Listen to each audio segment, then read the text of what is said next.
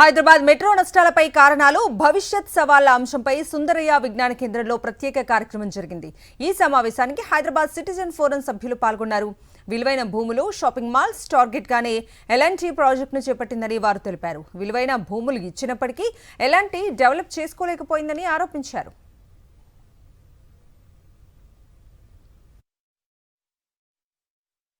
ఈరోజు ప్రైవేట్ సంస్థ నష్టాలు వచ్చిందని చెప్పి తప్పుకుంటే ఈరోజు ప్రభుత్వమే బాధ్యత తీసుకోవాల్సినటువంటి పరిస్థితి ఏర్పడింది.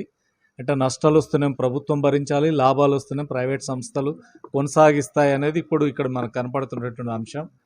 ఇందులో నష్టాలకి కారణం ప్రభుత్వాలు, రాష్ట్ర ప్రభుత్వం, కేంద్ర ప్రభుత్వం అని ఎల్ఎన్టీ చెప్తుంది. కానీ వాస్తవంగా ఈ నష్టాలన్నిటి కూడా ఎల్ఎన్టీనే కారణం.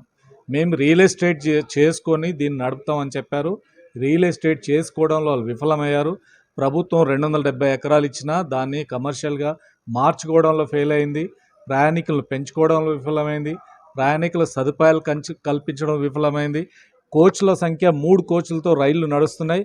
6 కోచ్లకు పెంచాలి, మేము ఎల్ఎన్టీని డిమాండ్ చేశాం, పెంచలేదు. ఇప్పుడు రాష్ట్ర ప్రభుత్వం అయినా 6 కోచ్లకు పెంచితేనే హైదరాబాద్లో మెట్రోలో ప్రయాణం ప్రశాంతంగా వెళ్ళగలిగే అవకాశం ఉంటుంది. ప్రయాణికుల సంఖ్య కూడా పెరుగుతుంది.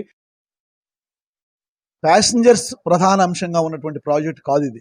మీరు 2010లో ఎల్ఎన్టీతో జరిగినటువంటి కన్సెషన్ అగ్రిమెంట్ నుంచి చూస్తే కూడా 50% రెవెన్యూ ఎల్ఎన్టీకి రియల్ ఎస్టేట్ నుంచి రావాలి, 45% ప్యాసింజర్స్ నుంచి రావాలి, 5% ప్రకటనల నుంచి రావాలి. అంటే 50% రెవెన్యూ ఎప్పుడైతే రియల్ ఎస్టేట్ నుంచి రావడం కష్టమైపోయిందో వాళ్ళకి మాకు నష్టాలు వస్తున్నాయి, మేము వెళ్ళిపోతున్నామని చెప్తున్నారు.